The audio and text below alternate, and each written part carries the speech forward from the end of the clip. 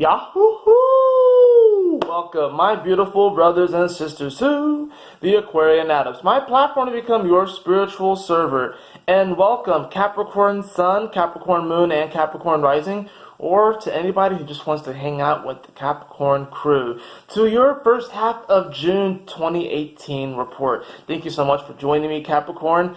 And what I'm going to do is I'm going to cover 4 transits in the astrology for the first half of June, and I'm also going to do the tarot reading in the format of the story arc spread, which I just sort of came up with on my own. And this is crazy. Virgo and Taurus have the same theme on the cards this month, and I'll get to that in a moment. But the Earth signs definitely, I think it's this Uranus shift. It's really going to connect you all, and you guys are really going to show the world that we're getting ready to expand the horizons of humanity, like in a physical way. Like, I almost felt like the theme, and by the way, the theme is faraway places, but I feel like it almost applies to all of humanity and like the world at large. It's almost like the Earth is like pulsing and dilating, and we're getting ready to like expand our boundaries. So we're getting ready for like this new Earth. Like, it's crazy that all 3 Earth signs get the same theme. But let's talk about the astrology, and then I'll get back into the cards. Capricorn, we have this Uranus shift, shifting to the first degree of Taurus, and this for you is your 5th house. Now, why am I talking about this? Well, Uranus shifted into Taurus on May 15th, and that means that by the time it shifts to the first degree, it would have been about 20 to 21 days. That's a significant amount of time. The outer planets, they move a little bit slower. So anytime an outer planet shifts a degree, it's kind of a big deal. Especially with Uranus being sudden changes, the lightning, innovation, bang, like, this is going to set off a dynamite explosion. And of course, besides the fixed signs, the Earth signs are going to feel it the most. So like I said, for you, this is your 5th house. So you're going to feel this rekindling within the inner child and your heart and love. There's going to be this shift, and there's going to be this need to sort of innovate and really see, like, well, how can we really kind of like see the future? How can we really manifest your no? How are you going to really manifest your heart's intentions? That's what I'm really feeling. It's like, how am I going to manifest what's in my heart? How am I going to manifest my inner child? How am I going to bring this forth? When Uranus shifts to this first degree of Taurus, which is going to be on the 4th, hopefully I get all these videos out before then. Like I said, for you, the 5th house, so romance, love, children. If you have children, they might say some very interesting things to you around this time, and it's going to be like, it's going to almost like click something within your heart, within your inner child. But if you have a kid, if you have children, they might say something really, really profound, and something that obviously seems like it's ahead of their time. The reason why? Uranus. So it rules the future.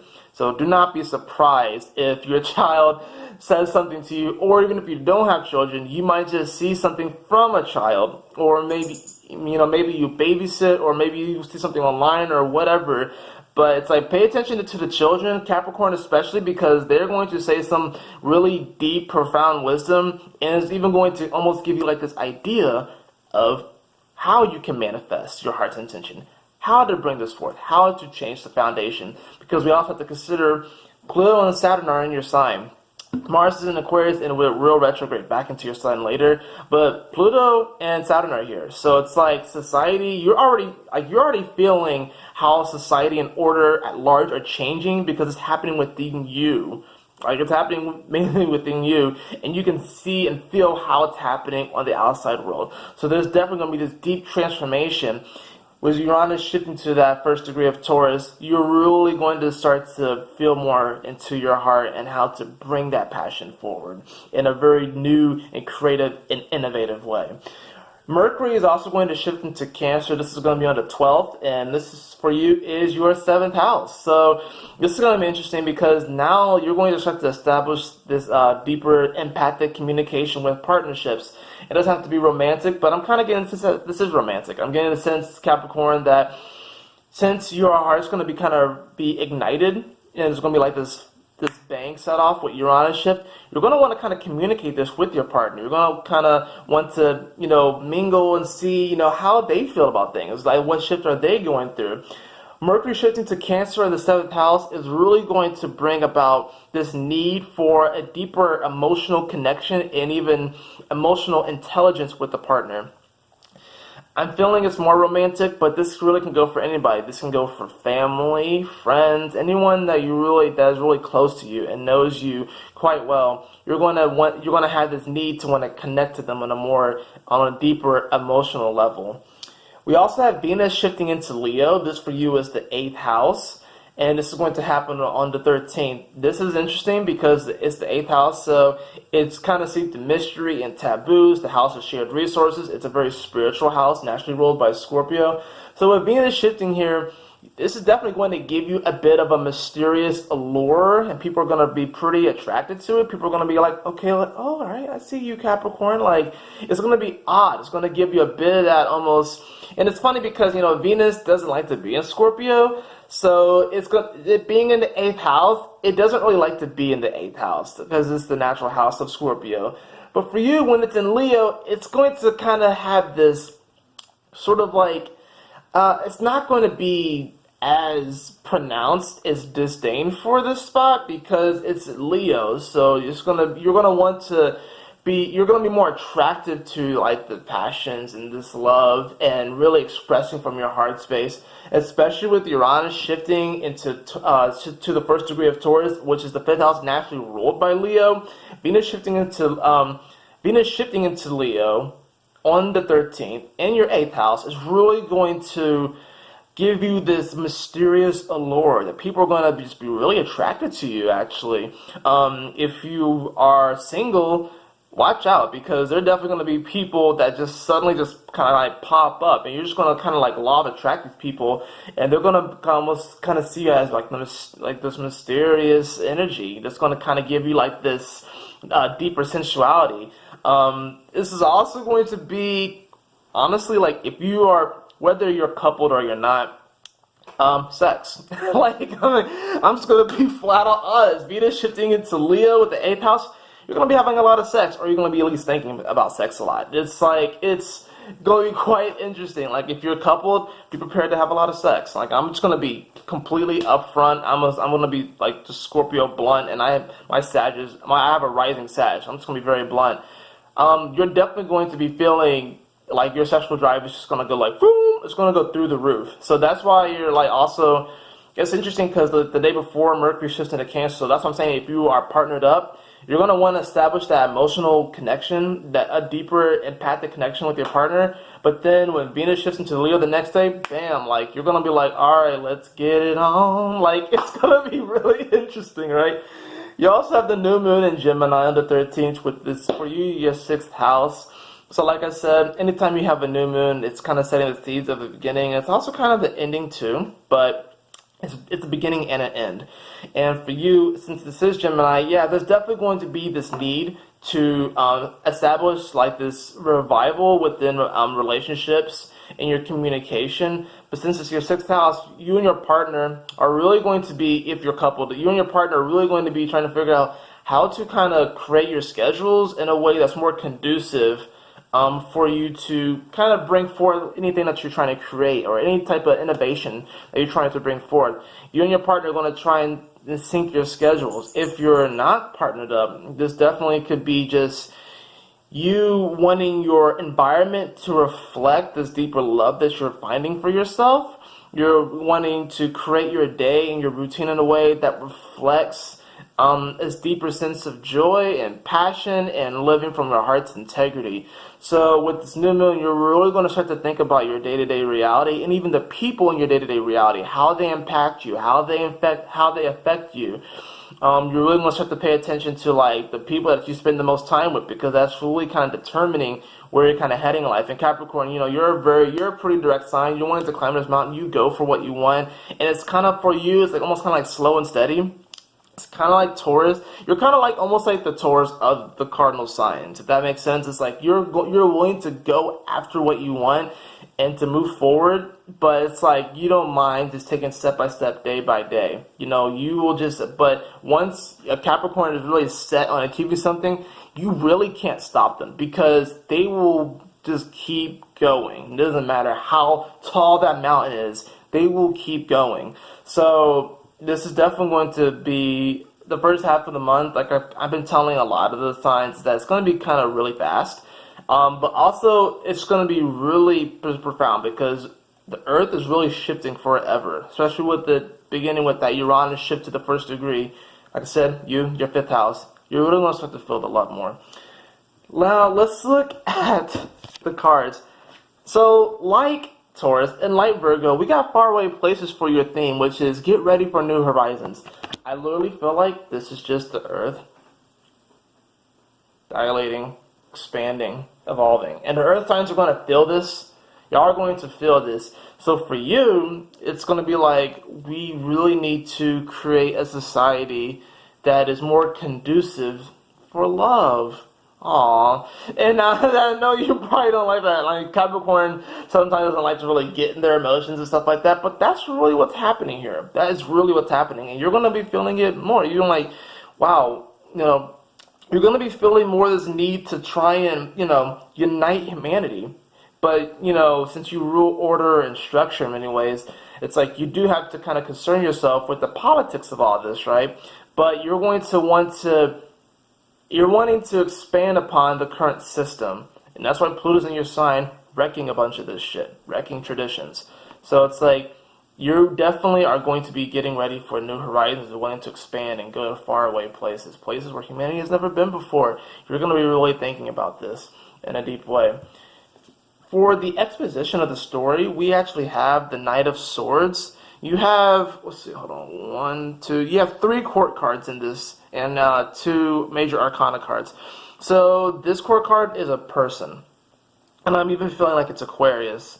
But this Knight of Swords in the exposition is really going to be somebody who is, I'm feeling it's going to be more of a challenge, but I think it's more of like a healthy challenge, almost like a rivalry. I don't think the Knight of Swords is someone who is trying to really get you down or telling you that you can't do whatever it is you want to do or try to bring forth whatever you want to bring forth. I think this is almost more like a rivalry. This is why I'm thinking it's more Aquarius, because you know, you're the 12th house of Aquarius, so in many ways, you kind of have checks to Aquarius, but at the same time, it's like you guys kind of have like this interesting rivalry going on with Capricorn and Aquarius. So I feel like this Knight of Swords is going to be someone, a friend, even maybe a lover or parent, that's really going to kind of challenge you to expand your horizons and to move forward and to create more. Like I said, I don't think this is going to be a bad thing. I think this is going to be a positive thing. I think it's going to be more of a constructive way. Maybe even someone who looks at what you're doing and where you're going. It might even give you some type of critique. But I don't, like I said, I don't think this person is someone who's trying to get you down and telling you that, no, Capricorn, you can't do that. Like, that's not what this is. This is someone who's actually wanting you to succeed, who's actually going to be happy to see you succeed. I think it's because they know intuitively that what you're trying to bring forth is really going to change the world. And like I said, the other reason why I think this is an Aquarius is because it's Uranus shifting to the first degree of Taurus, which for you is your 5th house. So this is going to be someone who actually can feel into your heart, that knows your heart's intentions, that knows that what you're trying to do is good. So that's why I think this person, they might kind of check you a little bit, but at the same time, I think this person is really going to kind of spur you forth and want you to create. We have the 4 of Cups as the inciting action. So there's going to be this almost sense to want to retreat in a bit, kind of tune in, because you're definitely going to be feeling the love, but it's almost like it's going to be a little weird to you because you don't really like to get into your emotions. So what you're going to almost kind of do is kind of like back off. The 4 of Cups is like you're going to be contemplating, but then, you know, in traditional tarot, it shows like this cup in a cloud being handed to this person, and he's just sitting there like, like that's going to be kind of you. It's like you're being handed this great opportunity, and And this is, like I said, I believe this is really Aquarius, who is going to be handing you a cup, being a water bearer, and you're going to be kind of sitting there like,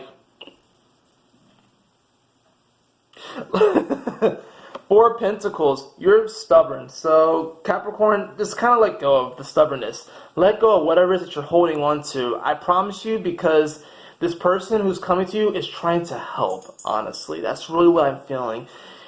And you definitely are holding on to something. I'm not sure what it is that you're holding on to, Capricorn, but you kind of have to let go. Especially with Pluto on your sign, this is a time for transformation. So it's like, you have to really allow this person to kind of help you. You have to kind of let go of what you've accumulated up to this point, because it's by letting go that you're actually going to manifest more. It's by clearing out space that you're actually going to bring in more, and you actually will be able to expand your horizons. By letting go, you'll actually have the lightness to actually be able to travel further, whether that's spiritually, whether you actually go somewhere physically. Once you kind of let go, you actually will have the ability to go farther. For the climax, we have the Page of Pentacles. This could be, like I said, this could be an Aries. Oh, wait, Page of Pentacles, excuse me. No, this could be a Taurus, this could be a Virgo, or this could be you, Capricorn. I feel like this is you. I feel like this is actually you kind of going back to phase one, going back to step one, purposefully, so you can relearn manifestation, so you can relearn this drive, so you can relearn climbing this mountain. I believe that the Page of Pentacles here is you kind of realizing, like, you know what, maybe I have been holding on to something. Maybe I have been holding on to this position, to this title, to this way of being. Maybe I need to kind of go back to basics. This is almost going to be kind of like you going back to school in a way, but this is also going to bring about this really, you're going to be more passionate this time. You're going to be more in line with your heart's integrity. You're kind of going to be going back to school in a sense. And I feel like this is more like in a spiritual sense, and just kind of like your life in general. You're going to kind of be going back to school. We have the Wheel of Fortune, Capricorn, so go back to school, because it's actually going to bring you great fortune, expansion, good luck. It's going to be amazing. With this as the following action, it's like when you decide to let go, when you decide to accept this cup, when you decide to accept this love from yourself, from whoever this person is, from the universe, from God, Goddess, you are going to be fortunate. You're going to come into spiritual, emotional, mental, and physical riches. It's going to be amazing. And the resolution we actually have is the Page of Wands. So this could be an Aries, this could be a Leo, this could be a Sagittarius. I almost feel like this is a Leo. I feel like this is a kid who, by the end of the first half of June, is going to pretty much confirm that you're on the right path. And it's going to be it's going to be just very simple. They're going to say something to you that's going to be so simple and so profound that you're going to realize it's going to be a divine synchronicity, and it's going to confirm to you that you are right to let go of whatever you're holding on to, and you are right to kind of go back to school in a sense. And this kid, or someone who has a very youthful energy, is going to say something so simple, so profound, it's going to really inspire you. It's going to make you want to dance. It's going to make you feel the music again. It's going to make you like really feel the fervor and the passion for everyday living. It's going to give you hope, honestly. It's going to give you great hope. We actually have the Rider as the card as the Strength card. So this is why I feel like it definitely is probably, this is why I'm feeling like it's a child, because this is the card of Leo. And that Page of Wands who comes, yeah, it could be an Aries, it could be a Leo, or it could be a Sag, but I feel like it's just going to be someone with youthful energy. I feel like by the end of the first half of June, you're going to have this spark of youthfulness back into you.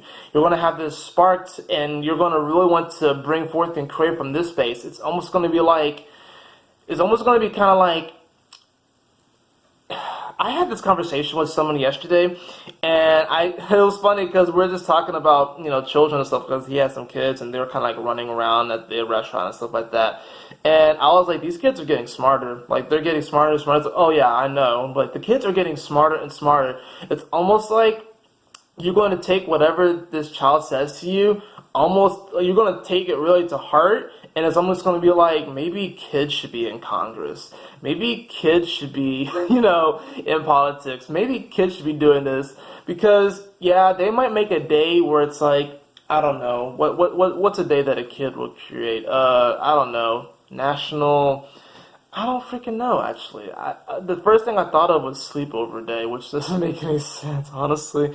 But maybe, like, you're going to almost take what this kid says, you're going to take it to heart, and it's like, you are realizing that, wow, these kids are smart. Maybe we should really start to integrate this knowledge that these kids are bringing forth. These kids are being born...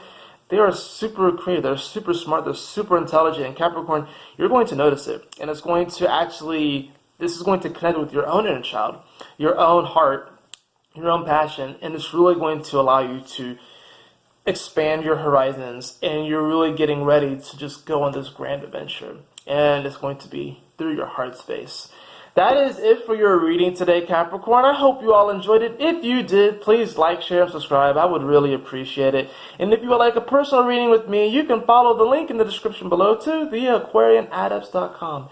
And always remember, my beautiful brothers and sisters, to keep moving forward, to stay focused, and Yahoo! Smile often.